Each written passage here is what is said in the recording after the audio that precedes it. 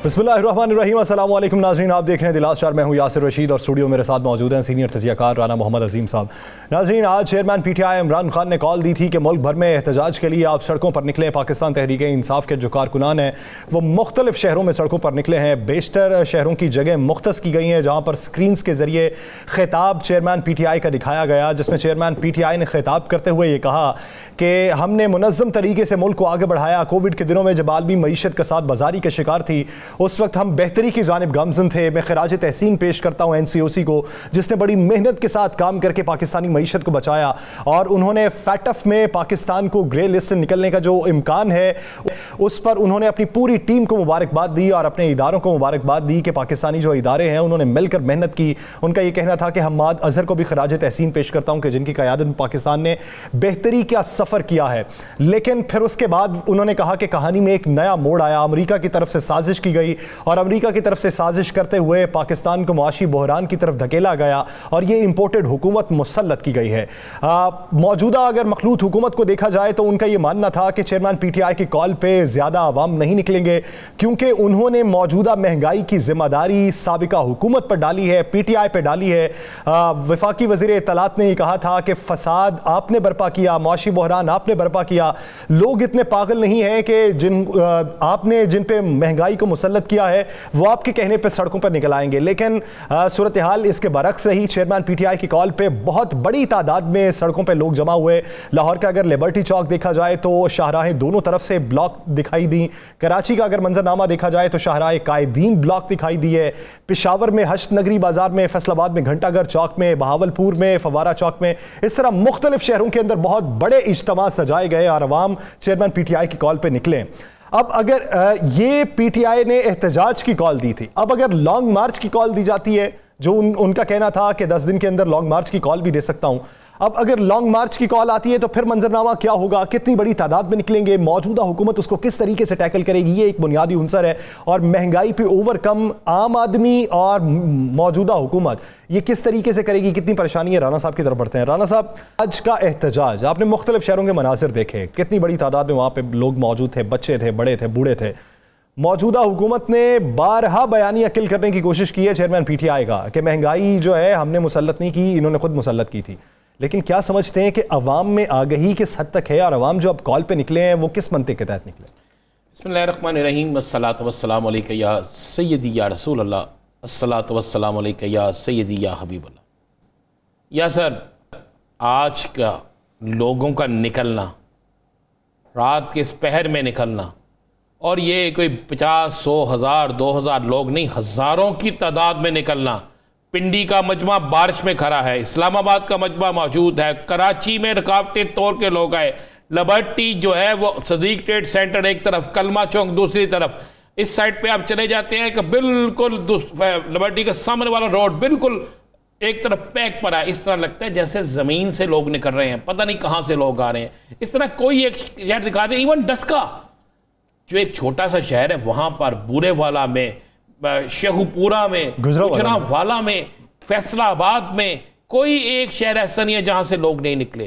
तो इससे अंदाज़ा होता है कि लोग हुकूमत के इस मौक़िफ़ के बिल्कुल ख़िलाफ़ है, हुकूमत के इस मौक़िफ़ को मुस्तरद करते हैं कि महंगाई साबिक़ा दौर में हुई। भाई किस तरह हुई? देखिए, लोग अब सवाल करते हैं कि जब तक इमरान खान था तो लोड शेडिंग नहीं थी, इमरान खान चला जाता है तो फौरी लोड शेडिंग कैसे शुरू हो जाती है, फौरी पेट्रोल की कीमतें कैसे बढ़ जाती है, फौरी आटे की कीमतें कैसे बढ़ जाती है, फौरी घी की कीमतें कैसे बढ़ जाती है, फौरी तौर पर वो प्याज जो 25 से 30 रुपए किलो था 90 रुपए कहां तक चला जाता है। उसके बाद हर चीज पे क्या हो जाता है, डॉलर जिसको लिए कहते थे कि आएंगे, डॉलर की कीमत नीचे चले जाएगी 210 रुपए। ये पाकिस्तान की हिस्ट्री का सबसे बड़ा रेट है। उसके बाद स्टॉक एक्सचेंज आपकी 2 साल में इतनी नहीं थी, कोरोना के दिनों में इतनी नीचे नहीं गिरी जितनी स्टॉक एक्सचेंज आपकी नीचे गिर गई है। सर खत्म होकर रह गया सारा कुछ, बिल्कुल इन्होंने हर चीज कर दी। ऊपर से इन्होंने कह दिया जनाब मार्केटें बंद होगी। भाई ताजर जो है, मुझे एक बात बताइए, सख्त गर्मी में कौन शख्स सुबह घर से निकलेगा? कौन निकलेगा इस सख्त गर्मी में? क्या वो लोग जो बेचारे शॉपिंग करते हैं, जितनी भी करनी होती है उन्होंने, वो इस गर्मी में निकलेंगे? उसके बाद आप 9 बजे तक यहाँ शॉप्स बंद करने का कह रहे हैं, क्या आप रात 9 बजे तक लोड शेडिंग नहीं करेंगे? लोड शेडिंग भी आपने उसी तरह करनी है, हर चीज़ उस तरह करनी है। जो कारोबार आप तो ऊपर से यासर ये मसाले बिना क्या देते हैं, यूरोप में ऐसा होता है, बरतानिया में ऐसा होता है, फलां मुल्क में ऐसा होता है। भाई वहाँ पर सहूलतें क्या हैं, वहाँ का और यहाँ की मौजूदा सूरत हाल को तो देखें। वहाँ पर बेरोज़गारी इतनी है, वहाँ पर महंगाई इस तरह है, वहाँ पर अवाम के साथ इस तरह वहाँ की हुकूमतें जुल्म करती हैं, ये नहीं है। आज इमरान खान ने यासर असद जो एहतजाज की कॉल दी और खान साहब का जो खिताब था, आज उनमें नई चीज़ें भी आपने सुन ली। और आज जिस तरह झोंक दर झोंक लोग निकले हैं, ये हुकूमत के साथ और बहुत से लोगों के लिए लम्हा फ़िक्रिया है। ये आज प्रैक्टिस मैच था यासर। मैं आपको असल बात बताऊं, ये महंगाई के खिलाफ जो एहतजाज की कॉल थी ना, ये एहतजाज की कॉल प्रैक्टिस मैच था। लॉन्ग मार्च से पहले जो एक प्रैक्टिस मैच होता है कि क्या लोग अब भी बाहर आते हैं, क्या लोग बाहर आकर एहतजाज में हिस्सा लेते हैं। आप इस एहतजाज में देखें फैमिलीज़ मौजूद हैं, वो फैमिलीज़ जिन्होंने घर का किचन चलाना होता है, वो फैमिलीज़ जिनको पता होता है कि हमने पूरे महीने का बजट किस तरह इस्तेमाल करना है, जिन्हें पता होता है कि घर किस तरह चलना है, जिन्हें पता होता है कि हमने सिस्टम को किस तरह लेके जाना, वो फैमिली मौजूद थी। नौजवान मौजूद थे, मासूम बच्चों को उठा के लोग आए हैं। कितने तंग होंगे लोग, किस कदर तंग होंगे लोग इस महंगाई से। तो इमरान खान की कॉल पे लोग आगे बढ़े और ये लोगों का बाहर आना इमरान खान की कॉल पे, ये एक टेलर है। और मैं आपको एक बात बता दूं, मैं अक्सर आपसे कहता हूं कि इमरान खान बरी इससे पहले कोई बड़ी कुर्बानी करवा देगा, तो ये कोई कुर्बानियाँ होने जा रही हैं। आज की कॉल, आज का लोगों का निकलना, इसके बाद दोबारा फिर कॉल, फिर लोग निकलेंगे, इसके बाद मैं आपको चलें ये भी बताता हूँ यासर, आने वाले दिनों में आपको अब लाहौर क्या पूरे पाकिस्तान के शहरों के रोडों पर किसी न किसी तरफ से एहतजाज होता ही नज़र आएगा। चाहे वो क्लर्क करें, चाहे वो किसान करें, चाहे वो ट्रेडर करें, चाहे वो मजदूर करें, चाहे वो लेबर यूनियन करे, चाहे वो कोई और करे, ये एहतजाज आपको होता नज़र आएगा। वो हुकूमत जो समझती थी कि हम संभाल लेंगे, उससे नहीं संभल रहा। मान लें उससे नहीं संभल रहा, और जब नहीं संभल रहा तो फिर क्या होगा। इमरान खान ने बड़ी अच्छी गेम खेली है। अगर वो इस महंगाई का तूफ़ान जो आ रहा है इस कॉल दे देता, तो इन लोगों ने तो कहना था जनाब इस कॉल की वजह से पाकिस्तान में ये सारी महंगाई हुई है, इस कॉल की वजह से पाकिस्तान के ये हालात हुए हैं। अब आप देख लेना क्या हालात हो गए। क्या गरीब 2 वक्त की रोटी खा सकता है? 3 वक्त का तो तस्वर ही ख़त्म हो गया ना। अब गरीब क्या आम आदमी 2 वक्त की रोटी खा सकता है? मुझे बता दें। तो यासर मैं आपको बड़ी खबर दे दूं, बड़ी खबर दे दूं आपको, 10 दिन के अंदर अंदर तारीख का ऐलान होने लगा, और इस दफ़ा जो लॉन्ग मार्च होगा उसको रोकना भी चाहें तो नहीं रुकेगा। मैं आपको ये बात कह रहा हूँ, इस दफ़ा जो लॉन्ग मार्च होगा उसको ये रोकना भी चाहे तो नहीं रुकेगा। कल जो चौधरी परवेज़ इलाही साहब ने कहा था कि मैंने दूसरे लॉन्ग मार्च के लिए सख्ती से मशवरा दिया है कि नहीं करना चाहिए, आप क्या समझते हैं कि उनकी राय किस हद तक सियासी बसीरत रखती है? नहीं, चौधरी परवेज़ इलाही साहब का जो कहना था, आपने पूरी बात अब और से उन्होंने कहा जी आपको सबसे पहले पंजाब को वापस लेना होगा। अगर पंजाब वापस ले लेते हैं तो कोई माई का लाल जो है पंजाब से निकलने वाले जुलूसों को नहीं रोक सकेगा। यासर अब हुआ क्या है, अब सबसे ज़्यादा तो रोक ही पंजाब में गया है ना। पंजाब को सील कर दिया गया, पंजाब में कर्फ्यू नाफिज कर दिया गया। कर्फ्यू का समा था ना, कोई कहीं से नहीं गुजर सकता। तो याद करें आप अपनी गाड़ी कहाँ छोड़ के आए थे, किस तरह आए थे आप, याद है ना आपको? पैदल आए। आप 2 घंटे का रास्ता जो था फैसलाबाद से लाहौर का, आप 18 घंटों 18 घंटों में देहातों से गुजर के आए, फिर गाड़ी किसी और जगह कर।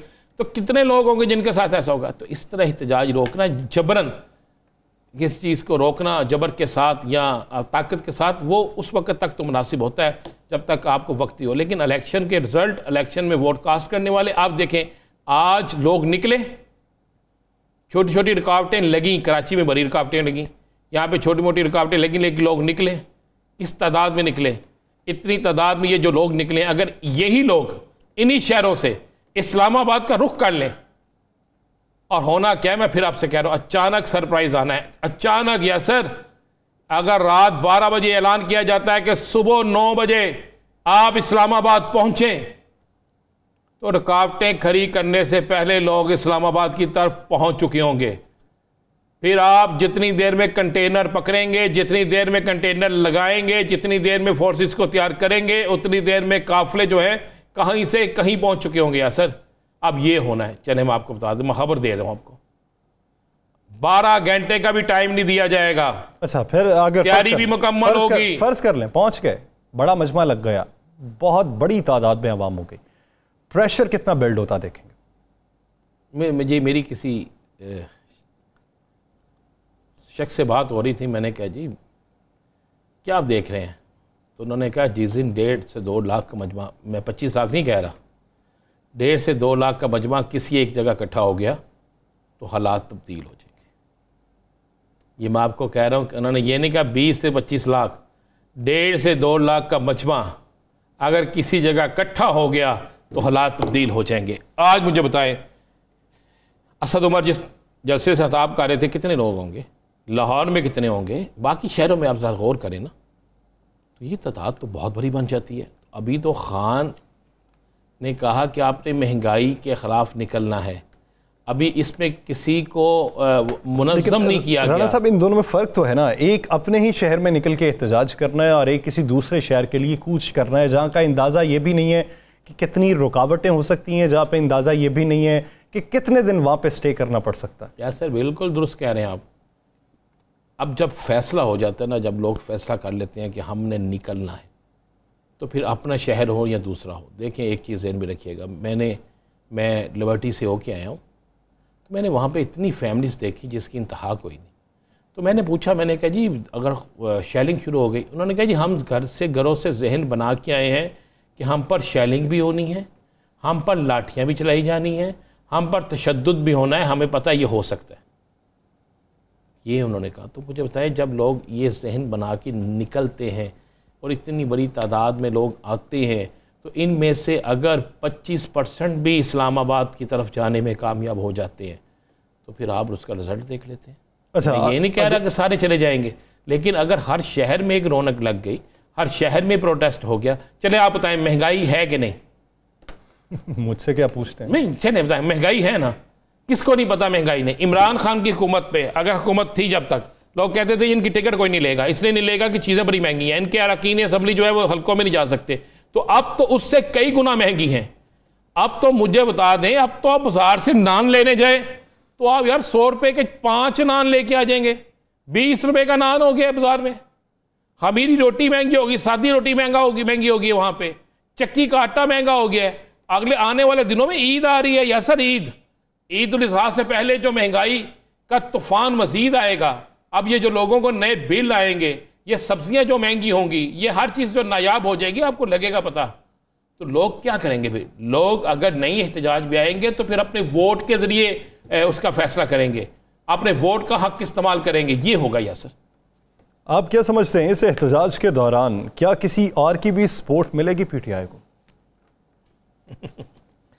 मुझे एक बात बताएं, पीटीआई जो है, मैं ज़रा इसी पे चलते हैं ना, मौलाना शेरानी पीटीआई के साथ आगे जी, हमद रज़ा आगे। चले आने वाले दिनों में पीटीआई के साथ 12 से 13 बड़ी तगड़ी शख्सियात पीटीआई में शमूलियत का ऐलान करने जा रही हैं। पीटीआई में 12-13 तगड़ी शख्सियात, जिनमें उलमाए कराम भी हैं, जिनमें मशाइख कराम भी हैं, जिनमें बड़े सियासतदान भी हैं। जब ऐसे लोग इन हालात में सियासी जमातों की तरफ आते हैं तो वो कुछ ना कुछ सोच के आते हैं, कुछ ना कुछ देख कर आते हैं। और उसके अलावा मैं आपको बता दूं, बड़ी ट्रेड यूनियंस, बड़ी लेबर यूनियंस, बड़े किसानों के 2 बड़े ग्रुप, ये भी खान साहब के साथ आ रहे हैं।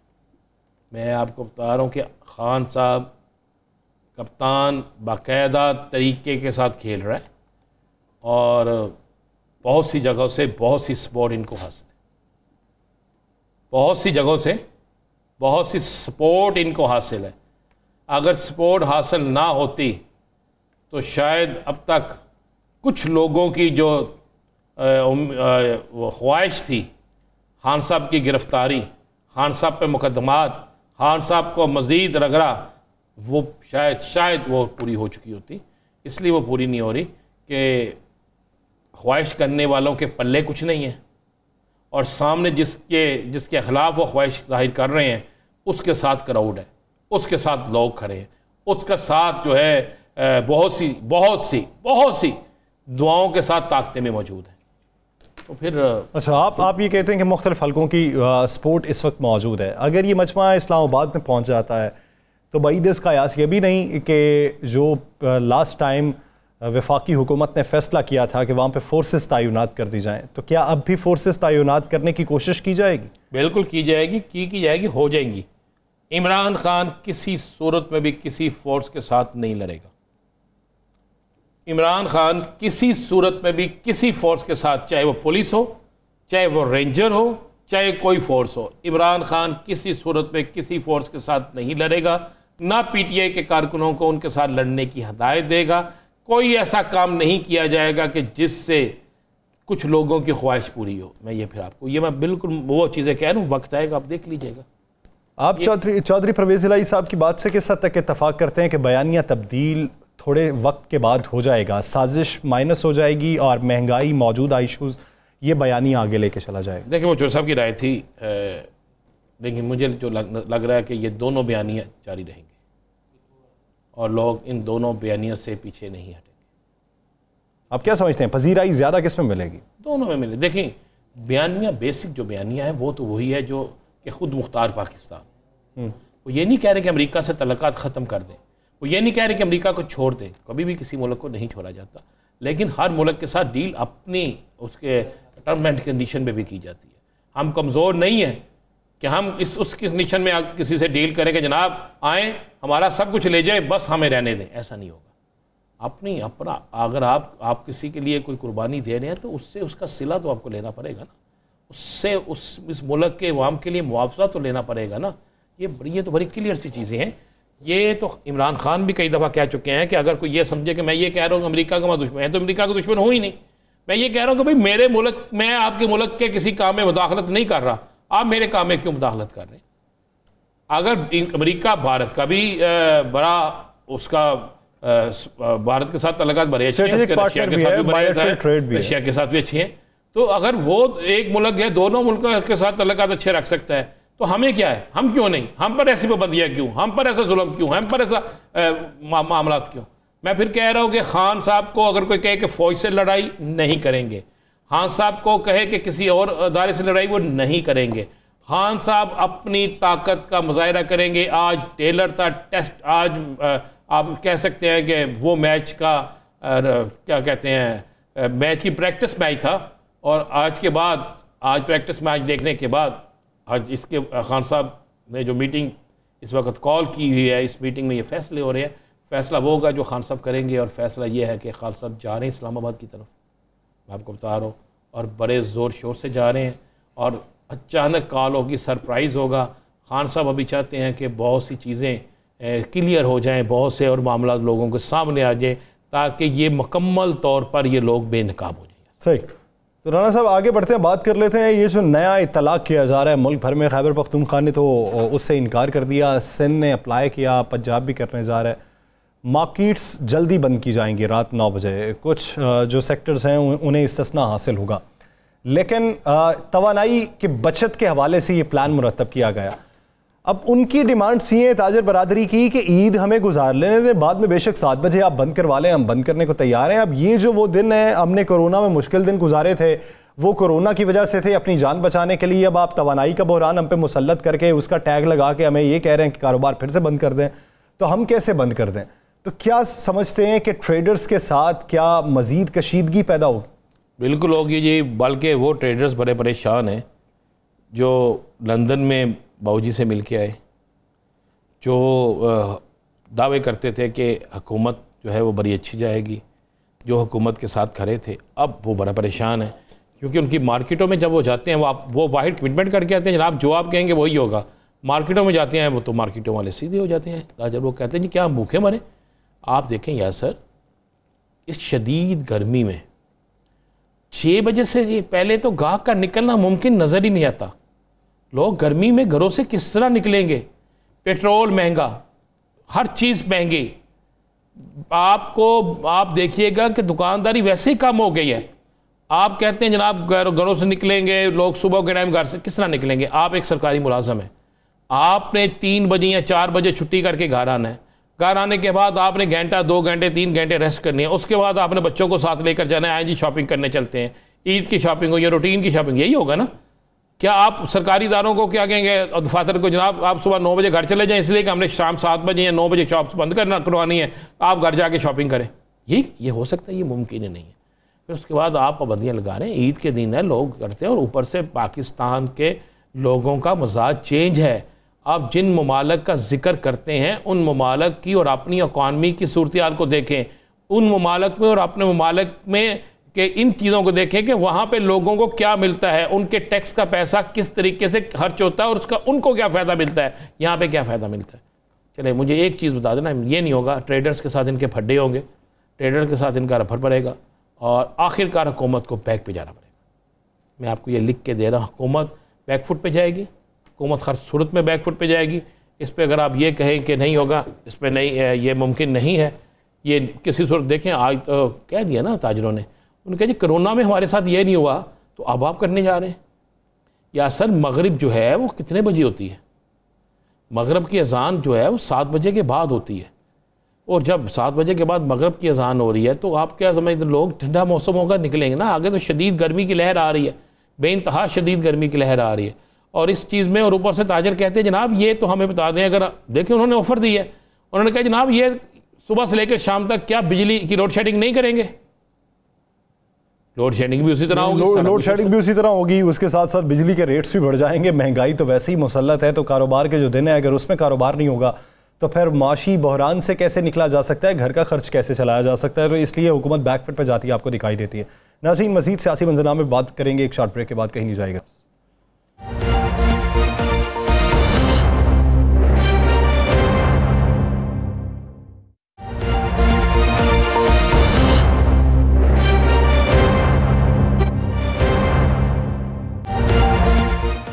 ब्रेक के बाद खुशामदीद। नाज़रीन मुल्क की माशी सूरत हाल ये है कि पेट्रोल की कीमत में इजाफा, बिजली, गैस, डॉलर की कीमत भी बुलंद होती जा रही है।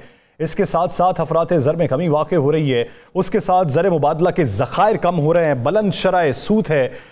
ये सारी जो सूरत हाल है ये माशी ज़बूहाली की तरफ हमें लेके जा रही है। मौजूदा हुकूमत जो है इसने नारा ये लगाया था कि महंगाई कम करेंगे, और ये जो पाकिस्तान तहरीक इंसाफ के वज़रा हैं ये नाअहल हैं, ये ना तजर्बाकार हैं, ये कम पढ़े लिखे हैं, इन्हें हुकूमत नहीं चलाना आती, इन्हें सियासत नहीं करना आती, हम तो तजर्बाकार हैं, हमारे पास माशी टीम है, हम आएंगे तो मुल्क बेहतरी की तरफ चला जाएगा। तो वो किधर गई वो बेहतरी? वो जो उस वक्त माशी शराय नमू थी, वो अगर उस वक्त की देखी जाए और अब की देखी जाए, उस वक्त के ज़र मुबादला देखे जाएं और अब के देखे जाएं, उस वक्त की एक्सपोर्ट देखी जाए और अब की देखी जाए, तो ज़मीन आसमान का फ़र्क दिखाई देता है। कहाँ से वो नुक्ता पैदा हुआ जिससे ये सारी तफरीक पैदा हो गई कि कल जो हालात ठीक थे, कल जो हालात कदरे बेहतर थे, वो आज इस सतह तक आ पहुँचे हैं। तो किसके पास क्या प्लान है, वो प्लान पे किस हद तक अमल दरामद हो सकता है, इसी बारे में बात करने के लिए हमें ज्वाइन किया है मुस्लिम लीग नून के सीनियर रहनुमा कैसर अहमद शेख साहब ने और पाकिस्तान तहरीक इंसाफ के मरकजी रहनुमा सज्जाद अहमद शीना साहब ने। बहुत शुक्रिया आप दोनों हजरात के वक्त का। शेख साहब सबसे पहले आपकी तरफ आऊँगा। तजर्बाकार टीम, सब कुछ मौजूद, हर रोज़ एक नई उम्मीद, हर रोज़ उम्मीद के साथ साथ ख़तरा भी बता देना है अवाम को कि आगे बिजली भी महंगी हो जाएगी, पेट्रोल भी महंगा हो जाएगा, मुश्किल फ़ैसले हैं, मुश्किल फ़ैसले हैं। IMF के पास जा रहे हैं, अमेरिका से मदद मांग रहे हैं, दोस्त ममालिक से मांग रहे हैं, हमें LNG मिल जाए, हमें पेट्रोल सस्ते निर्खों पर मिल जाए। सर ये कब तक ये सारी चीज़ें चलती रहेंगी? एक गरीब जो आदमी है जिसकी माहाना तनख्वाह 30,000, में बहुत ज़्यादा बता रहा हूँ, जो रोज़मर्रा की ज़िंदगी की अशिया कमाते हैं, दिहाड़ीदार तबका है, उनकी तो इससे भी कम है, तो वो गुजारा कैसे करेगा? उसकी उम्मीदें कब बर आएंगी? उसको कौन सा एक नया ख्वाब दिखाया जाएगा जिससे वो अपनी ज़िंदगी फिर से रोक के रखे कि हाँ कुछ ना कुछ हालात बेहतर हो जाएंगे? बिस्मिल्लाहिर्रहमानिर्रहीम। यासिर, आपने ये बिल्कुल सही कहा कि हालात जो है इस वक्त बड़े ख़राब हैं। आम आदमी की ज़िंदगी तो अजेरन हुई है, जो महंगाई का आलम है ये तारीख़ का अनप्रेसिडेंटेड है, बेमिसाल। इससे पहले इतनी महंगाई की और इतने तकलीफ़ के मामलात इससे पहले नहीं हुए थे। अब बात ये है कि ये हमें तो 2 महीने हुए, 21 अप्रैल को ये हमारी कैबिनेट बनी, आज 19 तारीख़ है, 2 महीने भी पूरे नहीं हुए। अब बात यह कि वो फ्लो जो चल रहा था, जो डाउनवर्ड चल रहा था, और उसके बाद देखिए ना, इन्होंने 39 अरब डॉलर का इंपोर्ट और एक्सपोर्ट का गैप छोड़ा है। जब इन्होंने अप्रैल में अपनी हुकूमत इनकी ख़त्म हुई तो 39 अरब डॉलर का गैप था इंपोर्ट और एक्सपोर्ट, जो हाईएस्ट है। मेरी 12 मई को एक तकरीर है असम्बली में तफसील से, उस वक़्त सिर्फ 15 दिन हुए थे हुकूमत को संभाले, तो मैंने वो तकरीर की है कि पाकिस्तान डिफ़ॉल्ट हो चुका है और हमें सबको मिल के बड़ी मुश्किल से इसको संभालना है। ये कोई शक नहीं कि देखिए डॉलर उसके बाद भी बढ़ गया और महंगाई भी बढ़ रही है, लेकिन दुनिया में एक बुरहान भी तो है ना कि दुनिया में तेल की प्राइस, जब इन्होंने हुकूमत छोड़ी तो ब्रेंट $75 था, आज $113 हो गया है, और दुनिया में, पूरी दुनिया में डॉलर बहुत मजबूत हो रहा है। सिर्फ पाकिस्तान तो चलो हमारी करेंसी डिवैल्यू हो रही है, आप तुर्की को देखिए, हमसे ज़्यादा वो डिवैल्यू हुए हैं। आज आप यूरोपियन यूनियन की करेंसी देख लीजिए, तुर्की को छोड़िए, यूरोपियन यूनियन को छोड़िए, मुझे भारत, बांग्लादेश, श्रीलंका, ये अफगानिस्तान, इनका बता दीजिए। टके का आप रेट देख लें, पाकिस्तान का रेट देख लें, भारत की करेंसी देख लें, पाकिस्तान का रेट देख लें, आप उधर अफगानिस्तान में चले जाएं, उनका अफगानी देख लें, पाकिस्तान का रेट देख लें। सर हमारा ही गिरना है सब कुछ। नहीं, आप दुरुस्त कह रहे हैं। बात यह है कि उनके पास देखिए ना, इंडिया के पास 600 अरब डॉलर का रिजर्व है, बांग्लादेश के पास 40 अरब डॉलर का रिजर्व। हमने तो छोड़ा, जो ये हुकूमत आई ना तो 10 अरब डॉलर से कम का रिजर्व छोड़ा, और वो 1.5 महीने की इंपोर्ट के बराबर से, अभी और कम हो गया, अभी 9 अरब डॉलर हो गया, 1 अरब डॉलर तकरीबन, या पौना अरब डॉलर और कम हुआ है ये 2 महीने में, तेजी से हो रहा है। लेकिन हम संभालने की कोई, ये FATF की जो खबर आई है, आप देखिए जिस तरह अच्छी तरीके से मैनेजमेंट की है, बिलावल भुट्टो जरदारी मुख्तलिफ मुल्कों में गए हैं, लेकिन इन्होंने तो अमेरिका से बिल्कुल तल्लुकात ख़राब कर लिए थे। प्रेसिडेंट बाइडन ने कभी इनको इतने अरसे से फ़ोन तक नहीं किया। और शेख साहब आपसे इस पे दोबारा भी सवाल करते हैं, शेख साहब आपकी तरफ ही आएंगे इस पे, लेकिन ज़रा पहले सजाद साहब से बात करें। जिन्ना साहब, आप तहरीक इंसाफ के मरकज़ी रहनुमा हैं, करीब तरीन हैं खान साहब के, बड़े एक्टिव हैं, रोल अदा करते हैं। खान साहब की कॉल पे आज महंगाई की जो कॉल थी, बेइंतहा लोग बाहर निकले। कब तक इस्लामाबाद मार्च की कॉल दी जा रही है? बिस्मिल्लाहिर्रहमानिर्रहीम। देखें, इसका जो फैसला है वो तो हमारी लीडरशिप करेगी, जनाब इमरान खान साहब करेंगे, क्योंकि जितनी मालूमात उनको है वो ज़ाहिर हम वर्कर हैं, हमें उतना अंदाज़ा नहीं है। हमें इतना पता है वो हमारे पाकिस्तान का जो इस वक्त सच्चा मुसलमान और बेहतरीन लीडर है वो वही है, और हमें इस इंसान के ऊपर पूरा यकीन है, क्योंकि जिस फील्ड में इसने कदम रखा है वो मुश्किल तरीन फील्ड था और लोग उसको यकीन नहीं करते थे, और आखिर में कामयाब हुआ है। मैं तो ये समझता हूँ कि अल्लाह ताला शायद जो भी मुश्किल काम हो हमारे मुल्क के लिए, वो हमेशा इमरान खान से लिया है। आप शौकत खानम अस्पताल देख लें, आप क्रिकेट के मैदान में देख लें, नमज यूनिवर्सिटी देख लें, इवन आप पाकिस्तान में देख लें। पाकिस्तान में सियासत में है तो सब लोग कहते थे जी ये खिलाड़ी है, ये नहीं कर सकता, लेकिन अल्लाह ताला ने शायद इस इंसान से काम लेना था, वो अपनी बेहतरीन जिंदगी अपनी हो गई वो सारा कुछ आप जो कह रहे हैं। आप अगर मुझे ये बता दें कि अब महंगाई के खिलाफ आज का एहतजाज तो आपका कामयाब हो गया, चले खान साहब कॉल भी दे देंगे, दोबारा कॉल में फिर वही हुआ, रास्ते रोक बंद हो गए, ब्लॉक हो गए, सारा कुछ हो गया, तो क्या करेंगे फिर? जी हाँ, नहीं जी, यकीनन आप बिल्कुल सही बात कर रहे हैं कि हालांकि जब ये लोग आते थे अपने कॉल के ऊपर, हड़ताल के ऊपर, इनके लिए हमने कभी रुकावटें पैदा नहीं की हमारी हुकूमत ने, बल्कि इनको फैसिलिटेट किया है। मगर अफसोस ये होता है कि जब हमारा काफिला निकलता है और अमन होता है और ये उसके लिए रुकावटें पैदा करते हैं। इवन आज भी इन लोगों ने रुकावटें पैदा की है। मैं अभी धरने से आया हूँ, हम लोग बैठे हुए थे, साउथ पंजाब से मेरा ताल्लुक है, और लोग यकीन करें, लोग गांव-गांव, शहर, गली गली, जहां पर लोग थे, बारिश बेपनाह हो रही थी, उसके बावजूद लोग एहतजाज कर रहे थे और लोगों का जीना मुहाल हो गया इस वक्त। आप महंगाई देखें, ये लोग क्या कह कर आए थे, क्या दावा करके आए थे, ये महंगाई के खिलाफ आया था इनका पूरा काफिला, और इनको बिल्कुल लिहाज नहीं आया। आज इस इम्पोर्टेड हुकूमत को किस तरीके से ये फेस कर रहे हैं, मैं तो ये हैरान हूँ कि लोगों को फेस किस तरह करते हैं। हम बैठे हुए हैं, इंशाल्लाह ताला जब भी खान साहब हमारे कॉल देंगे हम तैयार बैठे हैं, हम सब तैयार बैठे हैं, काफिलों की सूरत में हम इस्लामाबाद हम पहुंचेंगे।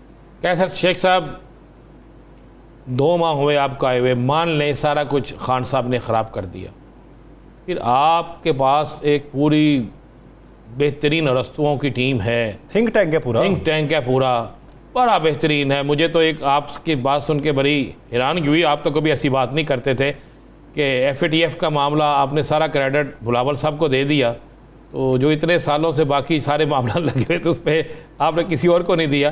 चलें वो भी आप क्रेडिट ले लें, लेकिन अवाम को महंगाई से निजात दिलाने का क्रेडिट कब लेंगे? कब तक अवाम को इस महंगाई से निजात मिल जाएगी?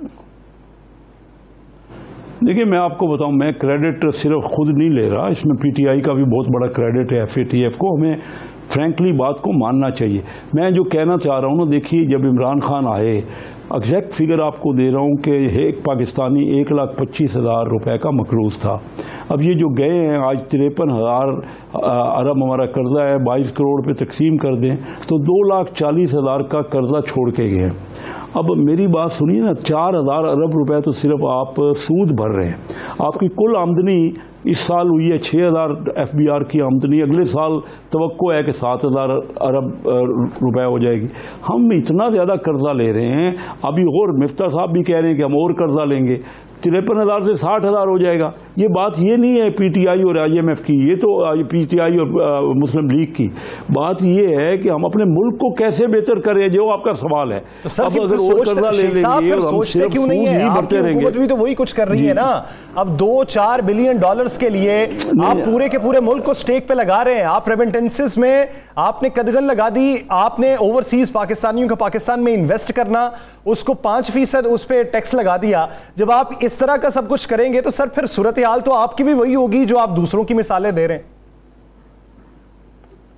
नहीं, आप तो उसके देखिए, अभी हमें बहुत कुछ करना है। मैं तो अक्सर कह रहा हूं, जब तक हमारा फाइनेंस मिनिस्टर जो है वो कौमी असम्बली से नहीं आएगा, जो कि इलेक्टेड होगा और लोगों का भी उसको ख्याल होगा। बहरहाल बड़ी मुश्किल हालात हैं। सबसे बड़ी बात तो है, अल्लाह करे हम फिलहाल तो हम जो डूब रहे हैं, यानी कि हमारा जो डिफ़ॉल्ट हो रहा है, हम हाथ पैर मार रहे हैं। जो भी वज़ीर ख़जाना आता है 24 घंटे उसका कर्ज लेके आपने बचाना है अपने आप को। लेकिन मैं और डूब जाएंगे और मतलब हम सूद भरेंगे। तो बहरहाल इस वक्त ज़रूरत है कि सब मिल के, ये जो खान साहब कर रहे हैं ना, कोई अच्छा नहीं कर रहे कि जो बंदों को बाहर निकाल रहे हैं। ये वक्त है क्राइसिस का, हम सबको मिल के मियां शवाज ये जो महंगाई मार्च मुस्लिम लीग नून ने किया था, ये जब महंगाई मार्च मुस्लिम लीग नून ने किया था तो वो ठीक था। जो आज़ादी मार्च मौलाना फजलुर रहमान ने किया था वो ठीक था। नहीं, ठीक की बात नहीं मैं कर रहा। मैं तो ये कह रहा हूँ कि मियाँ शहबाज शरीफ उस वक्त भी कहते रहे कि चार्टर पर इकानमी करें, आए मिल के बैठे। गलत हो रहा है, मुल्क जो है बर्दाश्त नहीं कर सकता टसल।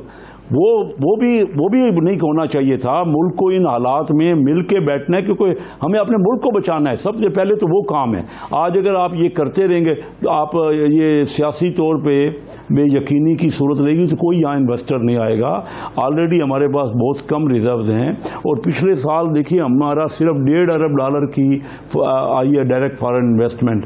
इंडिया में कोविड हमसे ज़्यादा था, उनके यहाँ $44 अरब आई है। लोग उनके यहाँ ले के पैसे फिर रहे हैं। हम $1 अरब के लिए लोगों की मिन्नतें कर रहे हैं। हम अपने माहौल को ठीक करें, हम कंडूसिव एटमॉस्फियर बनाएं। अपने ब्यूरोक्रेट को कहें कि जो सुर्ख फीता है, सिर्फ पार्टियां नहीं हैं, तमाम इदारों को, मैं कहता हूं तमाम इदारे जिनमें जुडिशरी भी है, हमारी पार्लियामेंट भी है, हमारे इदारे भी है, ये वक्त वो है जिस वक्त वेंटिलेटर पे है हमारी इकोनॉमी मोशन। मैं आपको सही कह रहा हूं। आप ये कहते हैं वेंटिलेटर पे है, वेंटिलेटर पे छोड़ा किसने है? क्या पीटीआई ने छोड़ा है? सज्जाद साहब, बिल्कुल। मौजूदा हुकूमत कहती है कि आपने मुआशी बहरान पैदा किया, आपने रिजर्व्स नहीं छोड़े, आपने उन टर्म्स एंड कंडीशंस के साथ IMF के साथ डील की जो पाकिस्तान के लिए बेहतरी का बायस नहीं बन सकती थी। तो फिर आप उसी स्लोगन के तहत, महंगाई मार्च के तहत अवाम में कैसे जा सकते हैं?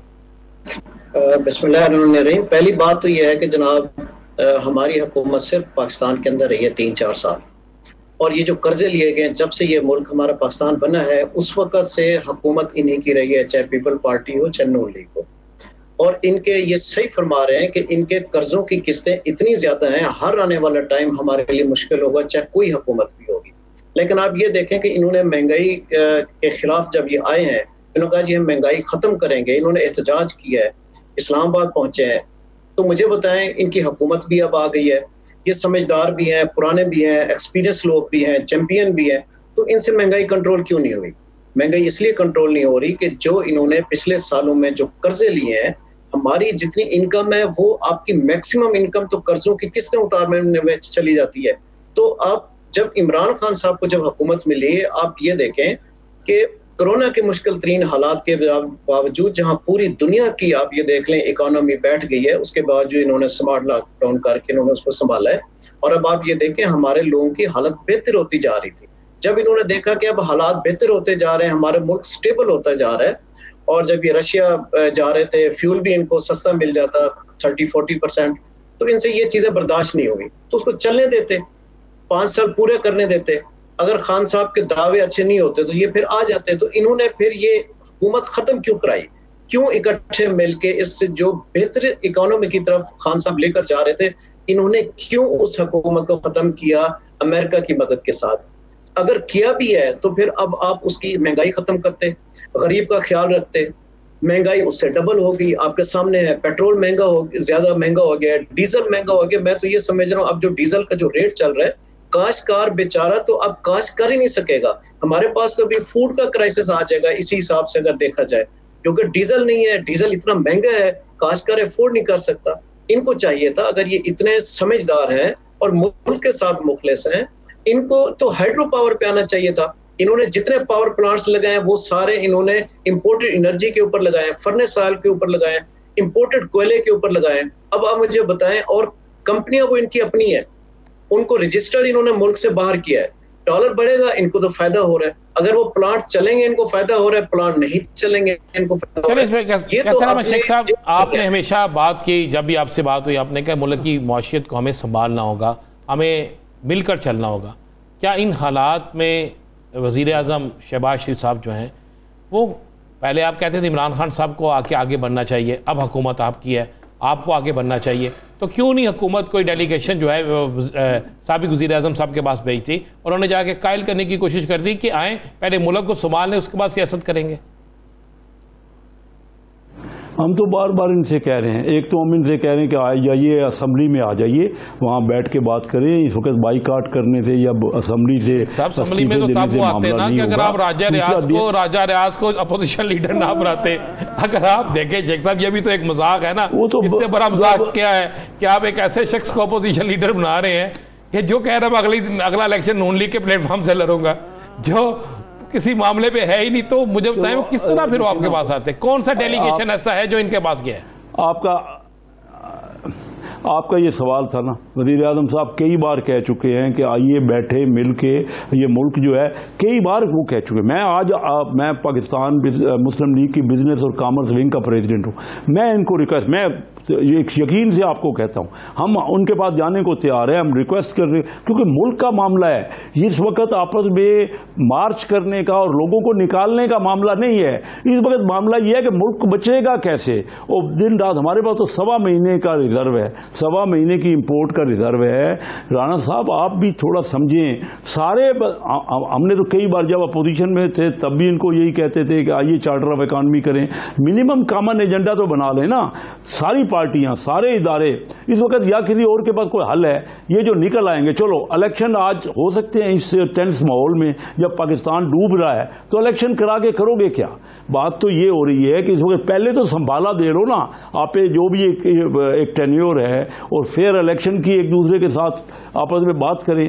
तब देखिए मैं ये कह रहा हूं कि ये जो इन्होंने निकाल लिए, ये बंदे निकाल लिए, क्या बताइए कि कराची में इलेक्शन हुआ तो इलेक्शन में तो इन्होंने कंटेस्ट नहीं किया। ये जो इतना 14 सीटें पीछे ली थी, पॉपुलैरिटी का तो ये हाल है कि इनका कैंडिडेट नहीं है कराची में, जो परसों इलेक्शन हुआ है। और आप ये देखो कि अगर ये इन्होंने अच्छे काम कर रहे थे, आपका कैंडिडेट किधर था? मेंबर हुकूमत के मेंबर, आपका कैंडिडेट किधर था?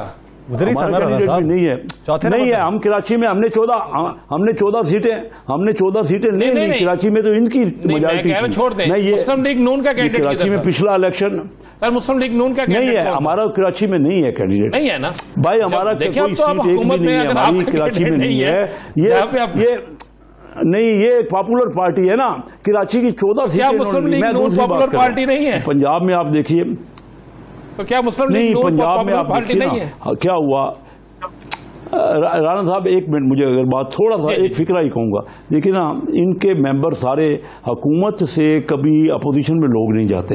इनके बैठे हुए सारे लोग उठ के, क्योंकि इनकी इतनी इन्होंने बिगाड़ दी थी इकानमी, इतना बुरा हाल किया था कि लोग अपोजिशन के पास आ गए। हमारा तो कोई टूट के इनके पास नहीं गया। वो दिन दूर नहीं नजर आ रहे शेख साहब, जब आपके भी लोग इसी तरह जा रहे होंगे। वो एक होगा तो वो बात उस वक्त डिस्कस करेंगे, लेकिन आप बताइए इन्होंने जो परफॉर्म किया, ये कहते हैं हम बहुत अच्छा परफॉर्म कर रहे थे। ओ भाई, कभी हुकूमत से आप सोचिए ना, हुकूमत से अपोजिशन के पास जाके टिकट के लिए डिमांड करते हैं। होता तो ये है कि अपोजिशन वाले टूट के जाते हैं हुकूमत के पास, इनके पास बेचारों के पास तो अच्छा।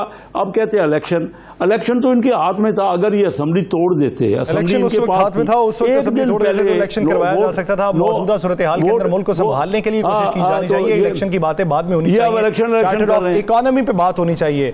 बहुत शुक्रिया कैसर अहमद शेख साहब, सज्जाद अहमद साहब, इस हवाले से अपना वक्त देने के लिए। दीगर इश्यूज पे बात करेंगे एक शॉर्ट ब्रेक के बाद, कहीं नहीं जाएगा। Stay with us.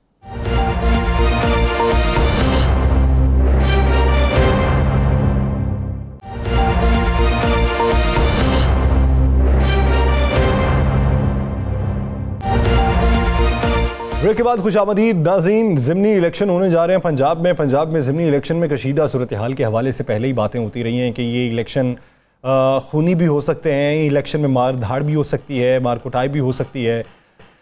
तो इसकी इब्तदा हो चुकी है PP 167 से। कल रात का ये वाक़या है, लऊ चौक के करीब लाहौर में तसादम हुआ, जिसके नतीजे में कुछ अफराद ज़ख्मी भी हुए हैं। अब पाकिस्तान तहरीक इंसाफ ये कह रही है कि पाकिस्तान मुस्लिम लीग नून ने, उनके उम्मीदवार ने खुद अपनी गाड़ी पे फायरिंग करके हमारे खिलाफ मुकदमा दर्ज करवा दिया और हमारे ही ऑफिस पे छापा मरवाया गया है। जबकि दूसरी जानिब पाकिस्तान मुस्लिम लीग नून कहती है कि PTI ने ये फायरिंग की है, जिसमें नज़ीर चौहान साहब के बेटे जो हैं वो ज़ख्मी हैं और उनका गार्ड भी ज़ख्मी है। ये सूरत हाल जो अभी से पैदा शुरू हो चुकी है, ये मुस्तकबिल में क्या असरात दिखाएगी, मुस्तकबिल में पेशीन गोइयाँ क्या हो सकती हैं ऐसी ख़तरनाक। राना साहब की तरफ बढ़ते हैं। राना साहब, मुस्तकबिल में बाद में जाते हैं। अब जो कल जो वाक़या पेश आया, इसके असल हक़ाइक़ हैं क्या? इल्ज़ाम तो दोनों तरफ से। देखिए यहाँ सर दो चीज़ें हैं बड़ी क्लियर। इल्ज़ामात लग रहे हैं, हक़ाइक़ पुलिस मैं समझता हूँ कि सामने ले आएगी और पुलिस इस पर काम कर रही है और जो भी होगा। कुछ CCTV फुटेज ऐसी हैं जो मैं आपको बता देता हूँ कि जिसमें ये क्लियर हो गया है कि फायरिंग दोनों तरफ से हुई और जो बंदा PTI का ज़ख्मी हुआ है वो कोई PTI का वो अच्छा।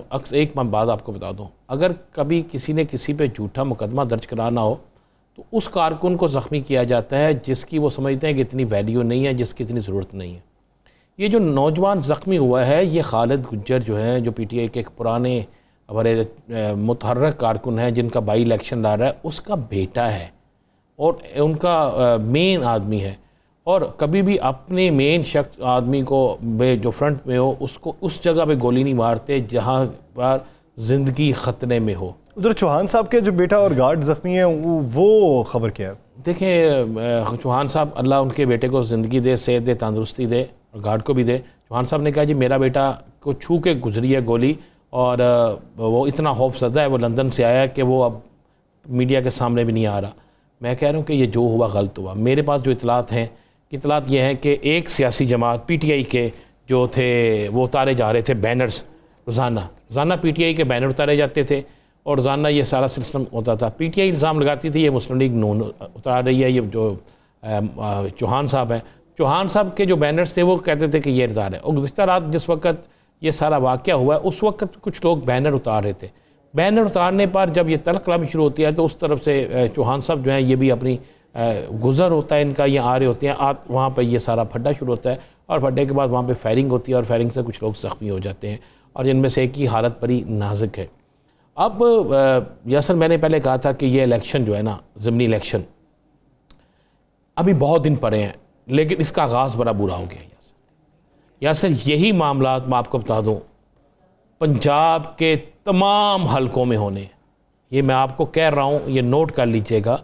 यही हालात, इसी तरह के पुरतशद्दुद हालात पंजाब के तमाम हलकों में होने हैं और इसका नुकसान हमेशा हुकूमत को होता है क्योंकि हुकूमत जो है वो इक़्तिदार में मौजूद होते हैं। प्रोटेस्ट हो, खून खराबा हो, कोई मामला हो तो हमेशा उस पर मुतासर जो सबसे ज़्यादा सियासी नुकसान होता है और सबसे ज़्यादा वहाँ पे अवामी तौर पर जो नुकसान होता है वो हुकूमत का होता है। तो ये मामला तो बड़े क्लियर और बड़े साफ़ हैं कि इसमें नुकसान आखिरकार हुकूमत का होगा। अब वहाँ पर लोगों की हमदर्दियाँ सारी जो हैं वो चली गई हैं, उसकी तरफ जाएंगी जो भी मजरूब होगा। अगर मजरूब नून लीग का होगा तो उसकी तरफ जाएंगे, अगर PTI का होगा तो उसकी तरफ जाएंगे। मेरे पास इतला ये है कि इसमें जो फुटेज हासिल की गई है, जो मेरा ख्याल है कल या परसों PTI की अहम शख्सियात हैं जो वो एक प्रेस कॉन्फ्रेंस में सामने लाएंगी, और उससे पहले वो फुटेज जो हैं वो अदालत में लेकर जाने का उन्होंने फैसला किया है। उन फुटेज में दिखाया जा रहा है कि जो फायरिंग करने वाले लोग हैं उनका तल्लक जो है वो मुनहरफ रुकन जो इलेक्शन लड़ रहे हैं मुस्लिम लीग के प्लेटफॉर्म से उनके साथ है, जो उनके पास फुटेज है, जो वो दावे कर रहे हैं। और उस पर वो देखते हैं कि उनके पास जो फुटेज है उनके दावों के मुताबिक कुछ फुटेज में वाज़ेह दिखाया जा रहा है कि ना सिर्फ वो कर रहे हैं फायरिंग, बल्कि उनके साथ कुछ ऐसे लोग भी मौजूद हैं कि जिनका हुकूमत से तल्लक है, हुकूमती इदारों से तल्लक है। तो यासर ये नहीं होना चाहिए। इलेक्शन है, ये इलेक्शन बिल्कुल पुरअमन इलेक्शन होने चाहिए, और मुझे यकीन है कि पुलिस और पाकिस्तान के अहम अदारे इसे पुरअमन बनाएंगे और सियासी जमातें भी इसमें अपना रोल अदा करेंगी। लेकिन मैं आपको ये इतला दे देता हूँ, इतला भी दे सकता हूँ, रिपोर्ट भी है मेरे पास कि इस वक्त पंजाब के हर हलके में तकरीबन यही मामला चलेंगे और गिरफ्तारियाँ भी होंगी। और मैं आपको बता दूँ, खान साहब ने चूँकि आज लाहौर आना था ना, कोई एक ऐसा हलका जहाँ पे हालात इससे भी ज़्यादा कशीदा हो सकते हैं?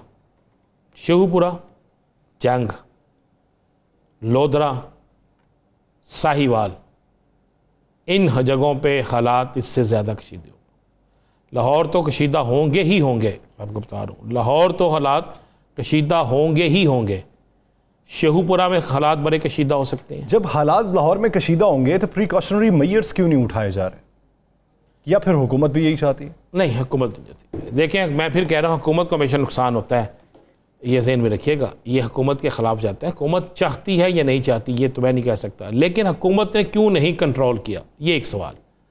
अभी तक मुलज़मान गिरफ्तार क्यों नहीं हुए? CCTV कैमरे मौजूद हैं, फुटेज मौजूद हैं। अगर PTI के पास हैं तो नून लीग के पास भी होंगी, पुलिस के पास भी होंगी, वो मौजूद हैं। मेरी इत्तला है कि कुछ लोगों को गिरफ्तार किया जा रहा है, कुछ को गिरफ्तार किया गया है, कुछ को गिरफ्तार किया। लेकिन मैं आपको एक बता दूं, ये बड़ा खौफनाक होगा अगर किसी एक सियासी जमात को ही इसका निशाना बनाया गया तो इसका रिएक्शन बड़ा सख्त आएगा, बड़ा सख्त आएगा। मैं आपको ये बिल्कुल मुसद्दक़ा इत्तला दे रहा हूँ कि कुछ। और यहाँ अब खान साहब जो हैं, जिन्होंने आज जाना, आज तो नहीं आए, लेकिन खान साहब अगले 2 से 3 दिन में आ रहे हैं। सही।